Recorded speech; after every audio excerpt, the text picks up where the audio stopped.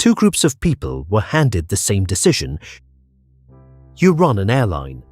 You have $1 million of research money left and a plan on the table to build a plane that conventional radar can't detect. There's a problem. A rival firm has just started selling one. Theirs is faster. Theirs is cheaper. Yours would arrive second and worse. Do you spend the million? In one group, 17% said yes. In the other, 85% said yes. Same money, same rival, the same inferior plane waiting at the end of it. One thing separated those two groups. And that one thing is why people finish films they gave up on 40 minutes in, and why people stay for years in jobs they wanted to leave in the first 6 months. Here's what it was. One group was told the company had already spent $9 million on the project. The other group hadn't spent a penny yet. That's the difference. And notice what it doesn't change. The $9 million is gone. Gone whether you spend the last million or not. Nothing you decide today brings it back. The only live question is whether $1 more million buys you a plane worth having. It doesn't, in either version. The group that had spent nothing could see it, 17%. The group carrying $9 million could not, 85%. That's the sunk cost fallacy. Money, time, or effort you've already spent and cannot recover, which should carry exactly zero weight in what you do next. It never does. Now, if you're the sort of person who notices these things, you've already found the weakness. That was a hypothetical. Nobody lost anything. People will say all sorts of brave things about imaginary planes. So the same researchers ran it with real money. They sold season tickets to a university theater. Then, at the counter, at random, some buyers were handed an unannounced discount. Same seats, same plays. The only difference was what came out of their wallet. Then they counted who actually turned up. Across the first 5 plays, the full-price buyers attended more. 4.1 shows out of 5, against 3.3 for the discounted group. Nobody instructed them, and there was no advantage to it. Their tickets were paid for either way. They just couldn't leave them unused. And then something strange happened. Over the second half of the season, the gap was gone. Whatever had been driving it had worn off. Hold on to that. It matters later. So what's going on? The obvious answer. People are bad at arithmetic, chasing the loss. The researcher behind these experiments argued something different. It isn't really about money. It's about waste. The specific discomfort of being a person who wasted something. Because think about what walking out of that film actually costs you. Not the 40 minutes you've already sat through. You've spent those, they're not on the table. What it costs is the admission that those 40 minutes were spent badly. Staying is cheaper. Staying keeps the verdict open, so nothing has to be called a mistake yet. The bill isn't financial.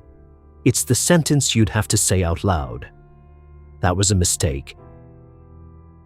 Which points at something worse. If quitting means admitting you were wrong, the trap should be tightest around the person who made the original call. In 1976, a researcher tested exactly that on 240 business students. They were handed a company in trouble and $20 million to allocate. Some had made the first funding decision themselves. Others inherited it, already chosen by somebody else before they walked in. Then the same bad news for everyone. The investment was failing. The ones who had inherited the decision put in just under $9 million. The ones who had made it themselves put in 11. and in the group who had personally chosen the division that was now failing. Their own call, their own bad result. 13 million out of 20. More than any other group in the study. Same figures, same failure. The only thing that changed was whose judgment was on the line. That's the part worth keeping. It isn't the loss that traps you, it's the authorship. Be precise about this though. Not the people who merely chose, not the people who merely lost. Almost all of the effect sits in the ones who chose and then lost. Which is why the projects that bleed longest tend to be the ones where the only person who can shut it down is the person who started it. And it's why a job is so much harder to leave than a film. Nobody assigned you the career.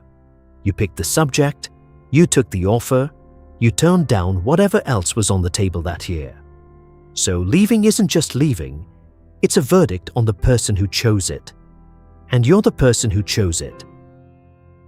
So people stay, and call it patience. And at this point, you should want to know whether any of this actually holds up. Some of it does, firmly. When 36 labs reran 13 famous psychology experiments on more than 6,000 people, sunk cost was one of the 10 that survived. But there's a more interesting complication, and it's recent. Researchers took the classic sunk cost scenarios, the plane, the ski trip, several others, and checked something nobody had bothered to check. Do the people who fall for one also fall for the others? Mostly they don't. The scenarios barely track each other. The behavior is real, huh? It clearly happens. But if these were all one bias, they'd move together.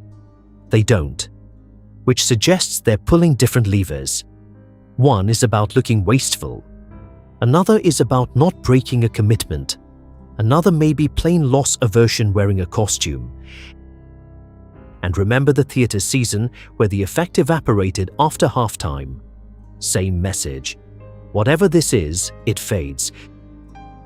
So what's actually underneath it? In 2018, a team in Minnesota went looking somewhere nobody expects an answer. They ran the experiment on mice. The task was foraging. An animal arrives at an offer, food available after a wait. It can accept or skip it. If it accepts, it sits through a countdown, and at any point it can give up and leave. Mice did it, rats did it, and a version was run on people, waiting for short videos they wanted to watch. All three produced the same pattern. The longer they had already waited, the less likely they were to quit, even when quitting was clearly the better move. A mouse has no reputation to protect and no story about itself to defend. But it's the second finding that's genuinely strange.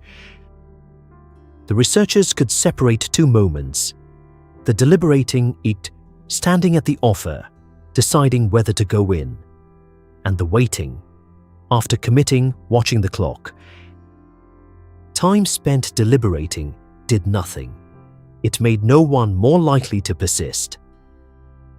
Only the time spent after the decision counted, which means the trap doesn't live in the choosing, it lives in the re-choosing. You're not stuck because you decided badly once. You're stuck because every time you reconsider, you're standing inside the thing you're evaluating, and from in there, the exit always looks more expensive than it is. So what actually helps? Not willpower, and not simply knowing about it. You worked out the film was bad half an hour ago, and you're still watching. What helps is getting outside the decision, and one question does most of the work. If I were arriving at this today, with nothing already spent, would I choose it? That question isn't clever. It just deletes you from the equation. No history, no author, Nothing to defend. You're not quitting anything. You're only choosing the way the group with nothing spent got to choose. 17%, not 85%. Quick recap. 9 million already spent flipped a decision from 17% to 85% without changing one fact about the future. With real theatre tickets, the same thing. People turned up to use what they'd paid for until it wore off halfway through the season. It isn't the money, it's not wanting to be the person who wasted it. And it bites hardest in whoever made the call. 13 million out of 20. The classic scenarios don't correlate well, so this is probably several things under one name. And mice have it too, but only once they've committed. So, one useful thought for the next time you're 40 minutes into something you're not enjoying. The film isn't the 40 minutes you've lost. Those are gone either way. It's the 50 you're about to hand over to avoid admitting it. Thank you for watching all the way to the end. It genuinely means a lot. If this video gave you something to think about, do one small thing. Subscribe to CoolMyMind Psychology. Every video here unpacks the hidden psychology behind how we think, feel, and act. And subscribing is how you'll never miss the next one. Take care of your mind, and I'll see you in the next video.